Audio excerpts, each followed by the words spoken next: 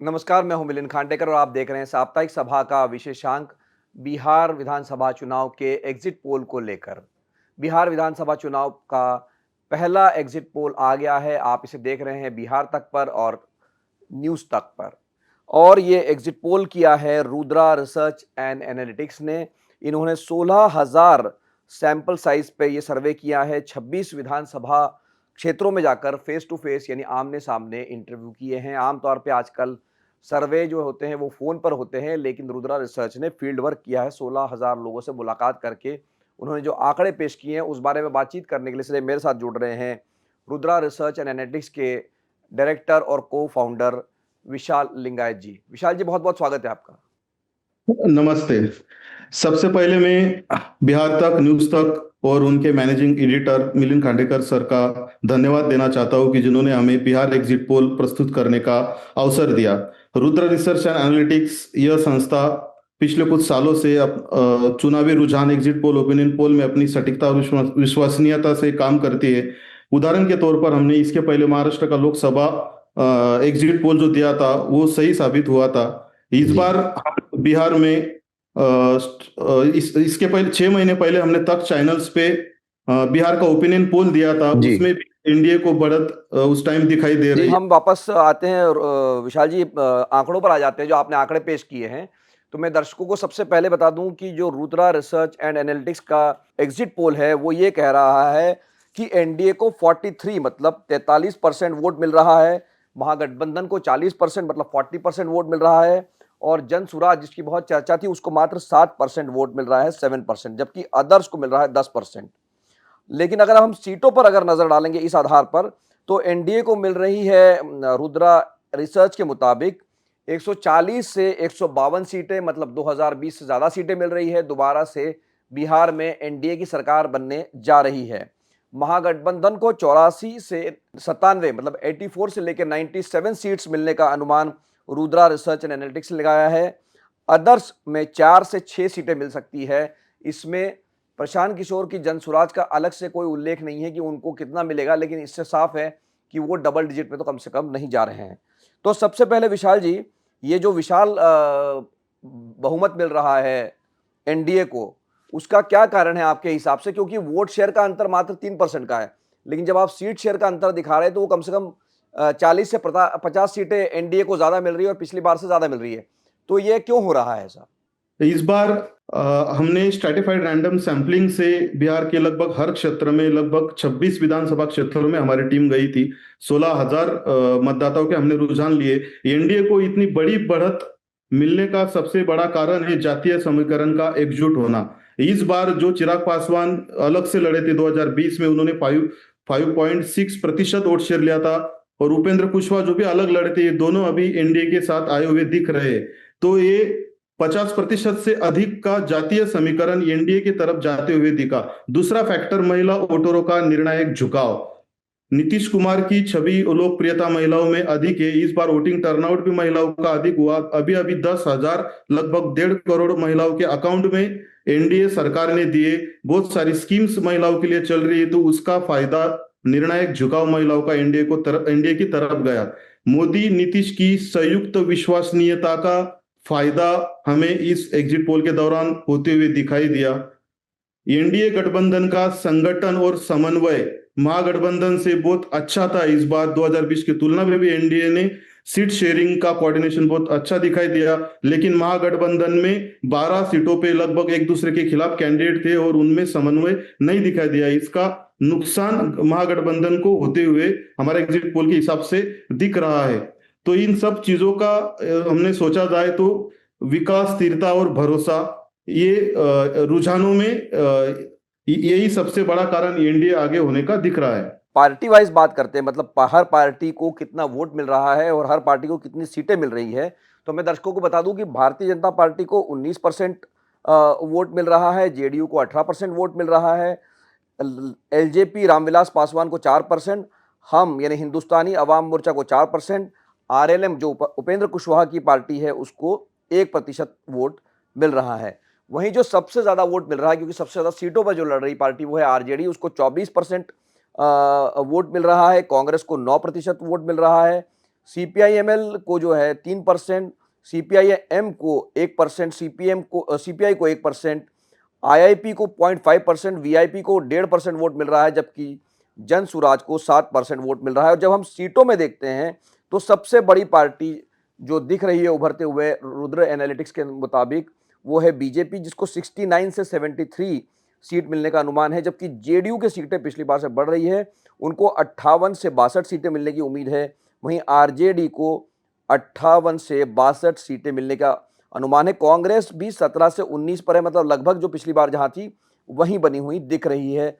जबकि जनसुराज के लिए अलग से यहाँ पर कोई जिक्र नहीं किया गया है, वो आदर्श के खाते में 4 से 6 है। तो विशाल जी, हम जो पार्टी वाइज एक-एक बातचीत करेंगे। पहली बात मैं ये समझना चाहता हूँ कि जेडीयू जो है, वो नंबर वन पार्टी ऐसा लगा था कि बन जाएगी, बीजेपी को पीछे छोड़ देगी। लेकिन अभी भी बीजेपी थोड़ा आगे बनी हुई है। हालाँकि बीजेपी लगभग वहीं है जहाँ 2020 में थी। जेडीयू गेन कर रही है। अगर 2020 के मुकाबले आप देखेंगे वो 43 पे थे। अब आप कह रहे हैं कि वो 58 से 62 पे जा सकते हैं। देखिए, जब हमने इसके पहले ओपिनियन पोल और अभी एग्जिट पोल जो लगभग हमने दोनों फेज में किया, तो सरकार के प्रति ऐसे कोई एंटी इनकम्बेंसी नहीं दिख रही थी। नीतीश कुमार जी के नीतीश कुमार के प्रति भी ऐसी प्रो इनकम्बेंसी थी, बल्कि क्योंकि उन्होंने जो लोकप्रिय योजनाएं लाई उसके वजह से उनको फायदा होते हुए दिख रहा है। लास्ट 2020 में एलजेपी अलग से लड़ी थी, उनके वजह से लगभग 20 सीटों पे जेडीयू को नुकसान हुआ था। इस बार एक साथ आने के कारण और अलायंस का समन्वय बहुत अच्छी तरह से दिखा है हमें, इसके कारण जेडीयू की सीट हमें 2020 की तुलना में बढ़ी हुई दिख रही है। बीजेपी इस बार कम सीट लड़ रही है, 8-9 सीट, फिर भी उनका कन्वर्जन रेशो लगभग वही सेम दिख रहा है, क्योंकि बीजेपी ने चुनावी रणनीति जो ग्राउंड लेवल पे जो काम है, जातीय समीकरण जो बिठाए है और जो उनके साथ अलायंस पार्टी जो सब लिए हुए, उसका फायदा बीजेपी को भी होता हुआ दिख रहा है। आप सोच रहे होंगे कि यहाँ पे 3% का खाली फर्क है दोनों अलायंसेस में। जी। लास्ट टाइम 37% महागठबंधन को मिला था, इस बार 40% तक जा रहे हैं, क्योंकि जी। इस बार उनके साथ वीआईपी आईआईपी ये दो पार्टियां ऐड हुई है, जी। उनका उनको फायदा होते हुए दिख रहा है। लेकिन बीजेपी का भी वोट शेयर, बीजेपी गठबंधन एनडीए का भी वोट शेयर बढ़ा हुआ है, क्योंकि जातीय समीकरण 50% से अधिक जाने के कारण और उनका alliance with in the alliance coordination समन्वय अच्छा रहने के कारण बीजेपी को बढ़त दिख रही है, क्योंकि उनका वोट शेयर जो एलजेपी के वजह से लास्ट टाइम 20 सीटों पे नुकसान हुआ था, वो इस बार नहीं हो रहा है। इसके वजह से एनडीए अच्छी तरह से बढ़त बनाए हुए हमें दिख रही है।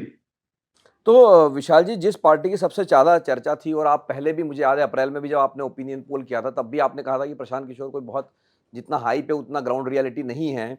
तो आप उनको वोट शेयर तो 7% दे रहे हैं, लेकिन सीट आपने उसको अलग से कहीं नहीं दी है। मतलब हो सकता है कि जीरो भी हो जाए प्रशांत किशोर की सीट है।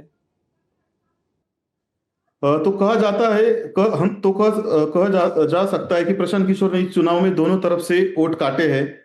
प्रशांत किशोर इस चुनाव चुनाव में किंग मेकर तो नहीं बन पाए, लेकिन इशू इशू मेकर और वोट स्प्लिटर बने हैं। लेकिन उन्होंने जो है 7% तक जो वोट शेयर उनको दिख रहा है, बहुत बड़ी बात है किसी एक नए पार्टी के लिए। लेकिन वो सीट में कन्वर्जन नहीं कर पा रहे इस बार, लेकिन वो एक 7% लाने वाली एक बड़ी पार्टी उभर के सामने आ रही है।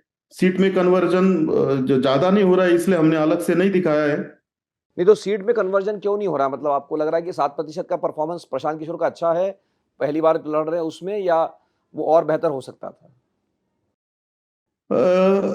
दो बड़े अलायंस के सामने विनिंग मार्जिन तक जाना बहुत बड़ी बात है। बिहार ये दिल्ली स्टेट नहीं है, जहाँ पे दिल्ली ने आम आदमी पार्टी ने लड़के कॉस्मोपॉलिटन सिटी में सत्ता काबिज की थी, लेकिन ये बिहार है, यहाँ पे जाति का राजकारण है। यहाँ पे ऑलरेडी बड़े बड़े गठबंधन है जो ऑलरेडी सेटल्ड उनके कैंडिडेट से उनका वोट शेयर है।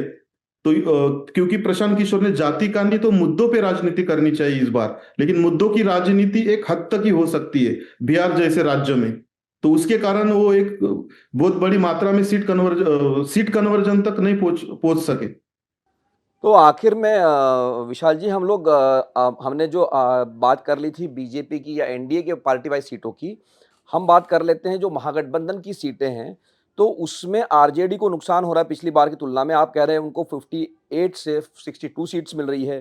कांग्रेस को 17 से 19 मिल रही है। मतलब कांग्रेस के बारे में माना जाता है कि पिछली बार से शायद खराब करेगी, लेकिन आपके पोल के हिसाब से कांग्रेस पिछली बार जैसा ही 19 सीटें पिछली बार भी आई थी, तो उसका परफॉर्मेंस इस बार भी लगभग उतना ही है।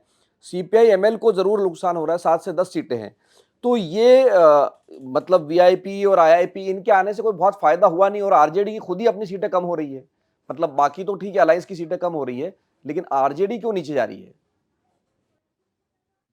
आरजेडी ने लगभग लास्ट टाइम एलजेपी के वजह से आरजेडी को फायदा हुआ था बहुत सारे सीटों पे। इस बार एनडीए गठबंधन ने उनका वोट स्प्लिट जितना महागठबंधन में हो रहा है उतना एनडीए गठबंधन में इस बार नहीं हो रहा है। उसके कारण आरजेडी को बहुत बड़ा नुकसान होते हुए दिख रहा है इस बार। और वीआईपी और आईआईपी का जो वोटर था, जो मतदाता थी, वो एनडीए के मतदाता थे ट्रेडिशनली। अभी यही यही इस बार देखना बहुत इंपॉर्टेंट रहेगा कि वो पूरी तरह से कन्वर्ट हो पा रहे हैं कि नहीं, क्योंकि वो पूरे तरह से तो नहीं कन्वर्ट हो रहे हमारे एग्जिट पोल के हिसाब से। इसी कारण आरजेडी को बहुत बड़ा उनके कारण फायदा हो रहा है, ऐसा तो नहीं दिखा। बहुत-बहुत धन्यवाद इस बातचीत के लिए। तो हमारे साथ जुड़े थे विशाल लिंगायत, को-फाउंडर, नमस्ते। Director Rudra research and analytics के। इनका जो एग्जिट पोल है वो ये कह रहा है कि बिहार में एक बार फिर से एनडीए की सरकार बनने जा रही है। जो मैंने सीटें बताई थी आपको 140 से 152, ये पिछली बार से ज़्यादा सीटें आ रही हैं, कम से कम 20 सीटें ज़्यादा आने का अनुमान है। महागठबंधन की सीटें घट रही है, वो 84 से 97 के बीच में हैं। अदर्स में जिसमें प्रशांत किशोर भी शामिल है, वो 4 से 6 तक सिमट सकते हैं।